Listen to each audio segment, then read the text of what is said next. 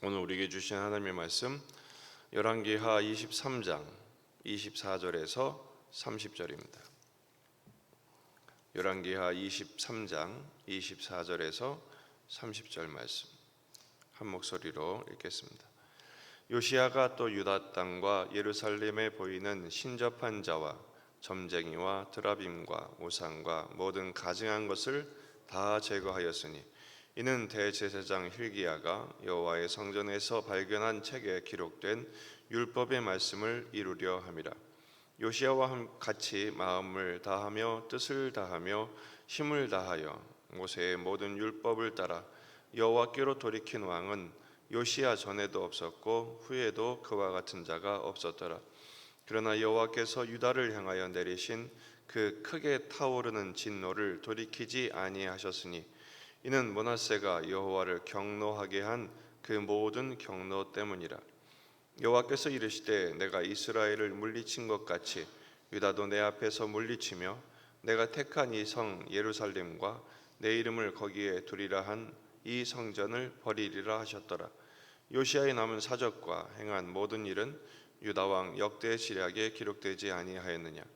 요시야 당시에 애굽의 왕 바로 느고가 아수르 왕을 치고자 하여 유브라데 강으로 올라가므로 요시야 왕이 맞서 나갔더니 애굽 왕이 요시야를 무깃도에서 만났을 때에 죽인지라.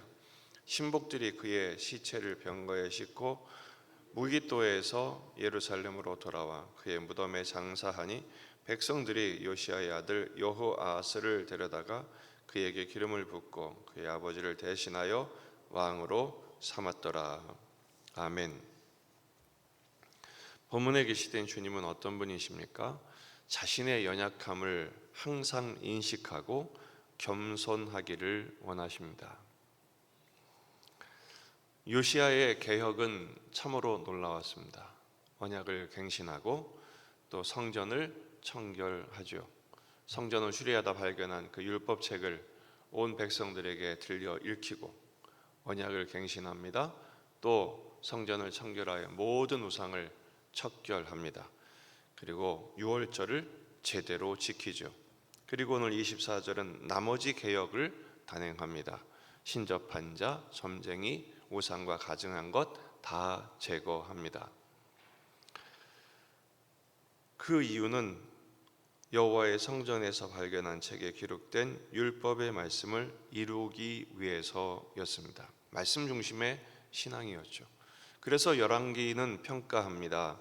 그가 마음과 뜻과 힘을 다해 모세의 율법을 따라 여호와께로 돌이켰다. 그래서 24절 하반절 보면 이렇게 여호와께로 말씀을 따라 돌이킨 왕은 요시야 전에도 없었고 후에도 그와 같은 자가 없었다. 전무후무한 왕이었다라는 것이죠. 극찬이었습니다. 하지만 한계도 있습니다. 26절 그러나 므낫세가 행했던 모든 경로 그것을 돌이키지는 못했습니다. 유다를 향한 여호와의 진노를 돌이키지는 아니하셨다. 왜냐하면 므낫세가 여호와를 경노케 한 모든 경노 때문이었다라는 것이죠. 그러니까 죽은 므낫세를 산 요시야가 이기지를 못한 것입니다. 요시야의 개혁은 놀라운 것이었지만 나라를 하나님의 진노로부터 돌이키기에는 역부족이었다라는 것이죠. 거기에다가 요시야의 죽음이 황당합니다. 29절을 보면 요시야 당시 바로의 애굽의 왕 바로 느고가 아수르 왕을 치고자 하여 유브라데 강가로 올라가므로 요시야 왕이 맞서 나갔더니 애굽 왕이 요시야를 무깃도에서 만났을 때 죽인지라. 갑자기 죽어요.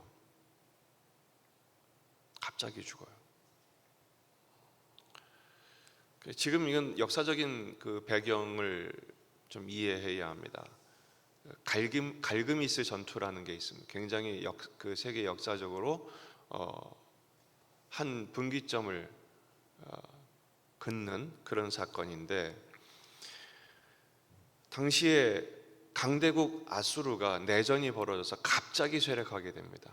그러니까 바벨론이 머리를 디밀고 강자의 위치로 올라가게 되죠.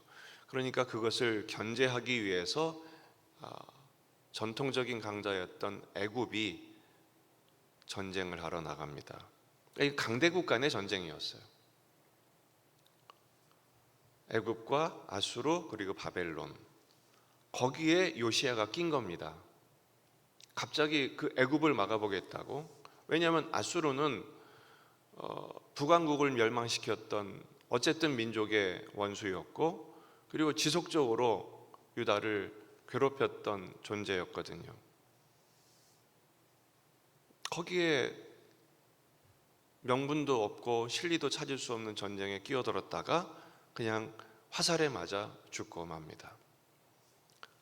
역대기를 보면 이 요시야의 죽음이 얼마나 황당하고 모든 백성들이 슬퍼했는지 예레미야가 애가를 지어 남녀 모두가 이 노래를 부르며 애통했다라는 말이 나올 정도였습니다.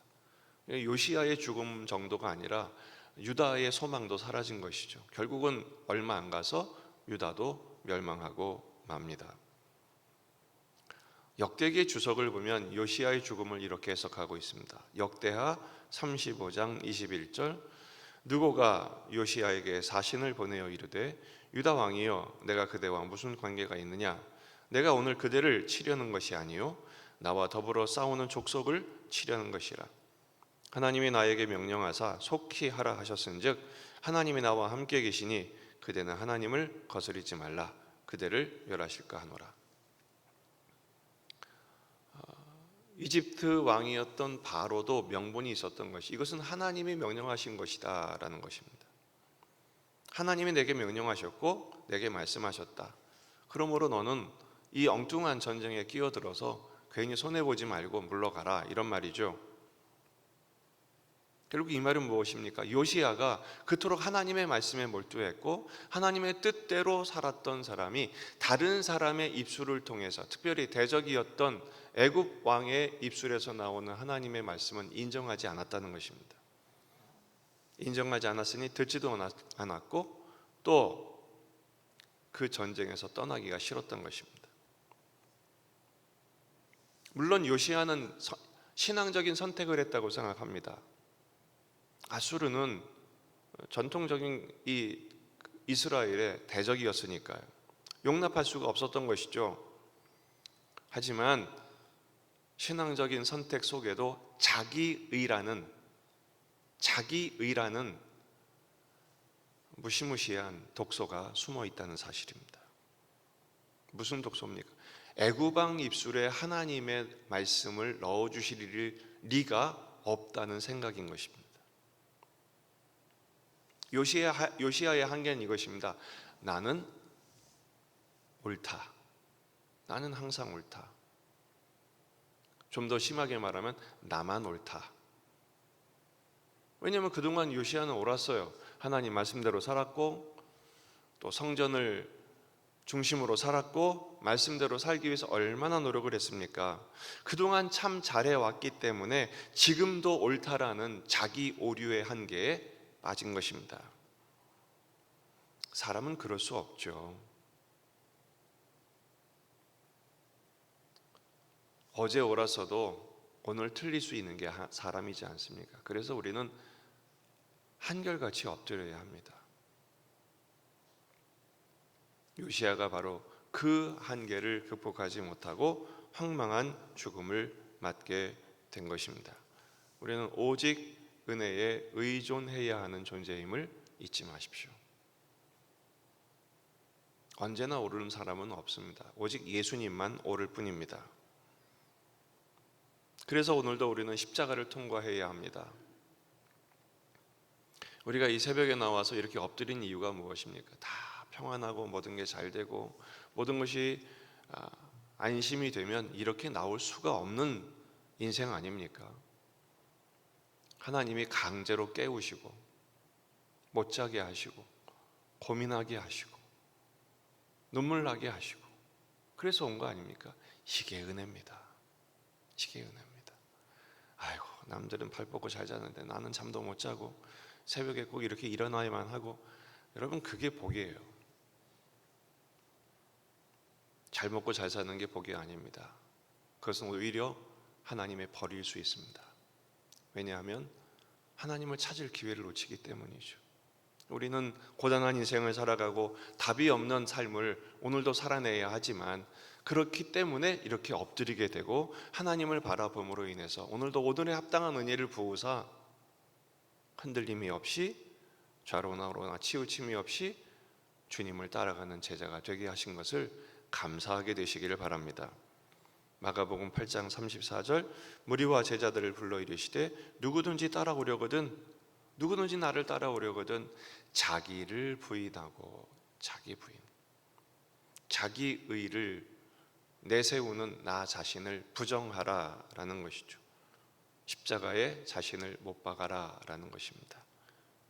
그리고 오늘 내게 허락하신 자기 십자가를 지고 나를 따를 것이니라.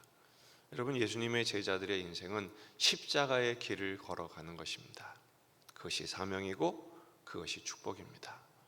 오늘 주님과 함께 나를 내려놓고 예수님의 뒤를 잘 따라가는 십자가의 제자들로 승리하시기를 주의 이름으로 축원합니다. 기도하시겠습니다. 말씀을 붙들고 우리 자신과 가정과 교회와 이 지역의 복음화, 민족의 복음화, 세계 복음화를 위해서, 지진과 재난으로, 전쟁으로 고통당하는 민족을 위해서도 기도하십니다. 환우들을 위해, 군에 있는 아들들을 위해 기도하시고, 여러분 가져온 기도 제목들을 가지고 간절히 기도하시다가 돌아가시겠습니다. 벌써 3월입니다. 하나님께서 이 모든 일에 회복과 또 치유와 하나님께서 복되게 하심의 은총을 허락하시도록 간절히 기도하십시다. 다 같이 기도하겠습니다.